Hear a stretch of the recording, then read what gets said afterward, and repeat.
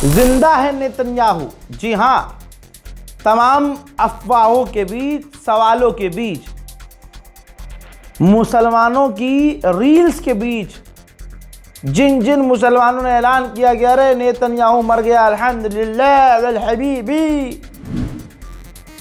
ये देखिए, कर लो भैया तसल्ली, ज़ियारत कर लो नेतन्याहू की, ध्यान से देखिए।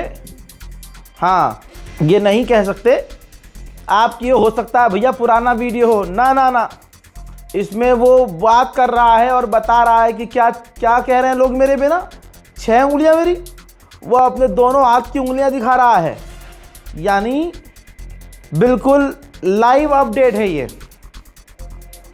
जिस वीडियो के बाद ये कहा गया कि नेतन्याहू मर गया, एआई वाला वीडियो है, वो एआई वाली 6 उंगलियां दिख रही हैं, वो मर गया है, इस वजह से एआई का इस्तेमाल किया जा रहा है।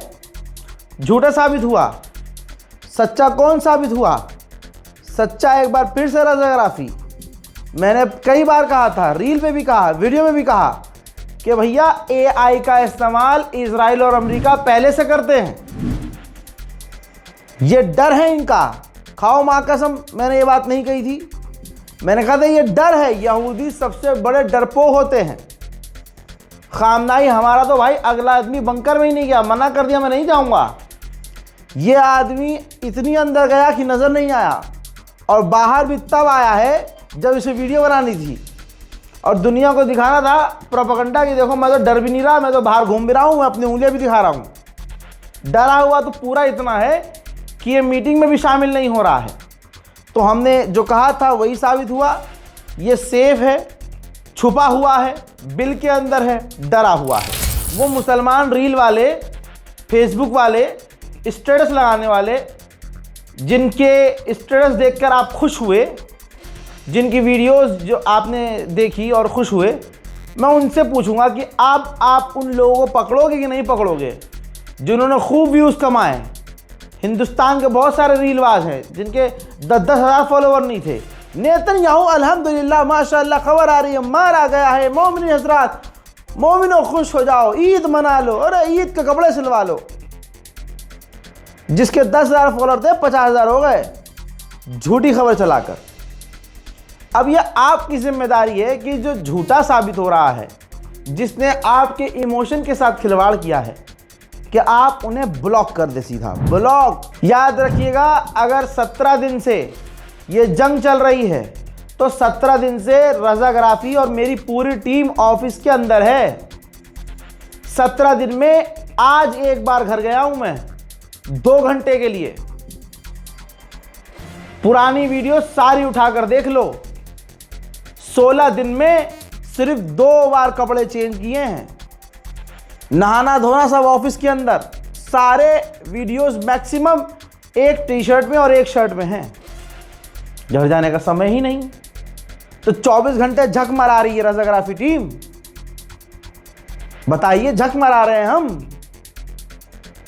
यहां कोई बिस्तर बेड नहीं है, चादर जमीन पे बिछा के सो रहे हैं हम, इसलिए कि कौम को धोखा ना हो जाए।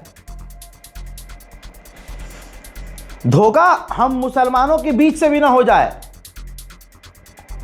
कह रहा हूं अपनी कौम को कि कुछ भी ऐसी खबर आएगी सबसे पहले मैं बताऊंगा, सोर्स भी बताऊंगा।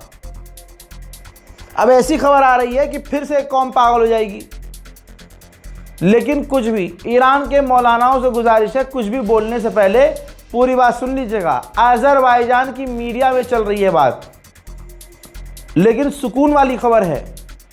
जो बात डोनाल्ड ट्रंप कर रहा था वो दिल को दुखाने वाली थी। अज़रबैजान, फुल स्क्रीन पर देखिए, अज़रबैजान का अच्छा खासा चैनल है, इसने क्लेम किया है, और जर्नलिस्ट का नाम है अकबर नौरूज। इसने बताया है, मतलब खबर में छपा है अज़रबैजान के अखबार में, कि जनाब खामनाई, मुश्तबा खामनाई घायल हैं और उनको मॉस्को लेकर जाया गया है। यानी आप सबके खामनाई, मुश्तबा खामनाई घायल हैं, ये तो सबको पता था कि घायल हैं, और ये भी लग रहा था कि ज़्यादा घायल हैं। अब यह है कि उनको इलाज के लिए रशिया लेकर जाया गया है, जहां वो सेफ हैं, सुरक्षित हैं, सही सलामत और इलाज करवा रहे हैं। ये रज़ा गलाफी नहीं बता रहा है, ये अज़रबैजान का अखबार लिख रहा है, क्लेम कर रहा है। ईरान ने ऐसा अभी कुछ नहीं कहा है।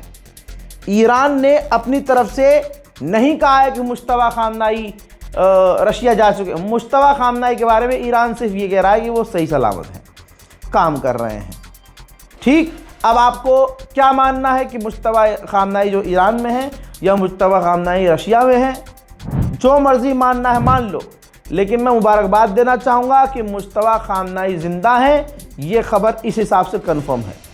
हजरात, कतर, बहरैन, जॉर्डन और यूएई, इन 5 जगहों का नाम ब्रिटेन की डिफेंस मिनिस्ट्री ने खुद बताया है और कहा है कि इन 5 जगहों पर हमने F-35 और टाइफून फाइटर जेट तैनात किए हुए हैं, जो लगातार इन देशों पर आने वाली मिसाइल्स और ड्रोन को मारकर गिरा रहे हैं।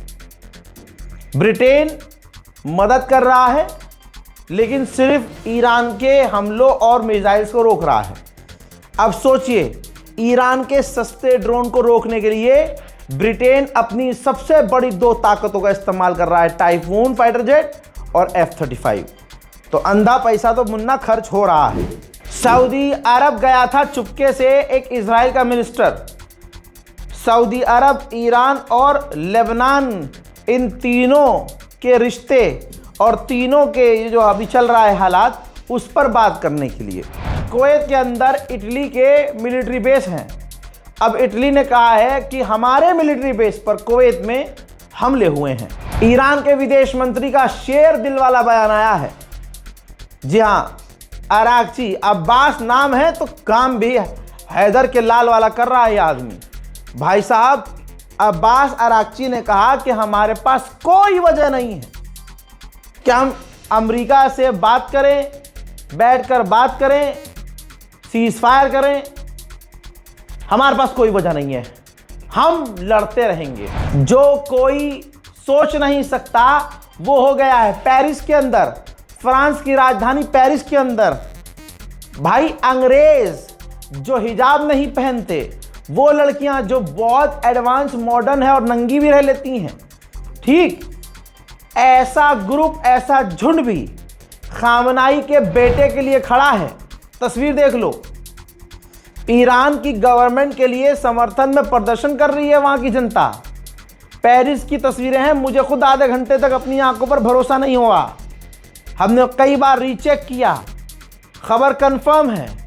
मुश्तबा खामनाई के पोस्टर और शहीद खामनाई के हाथ में लेकर पेरिस के लोग ईरान की गवर्नमेंट के समर्थन में प्रदर्शन कर रहे हैं और कह रहे हैं कि ईरान से जंग बंद करो। इजरायली ऑफिशियल ने कहा है कि ऐसा कोई साइन नहीं दिख रहा है जिससे ये रिजीम गिरे और ये जंग अभी कई हफ्ते और चल सकती है।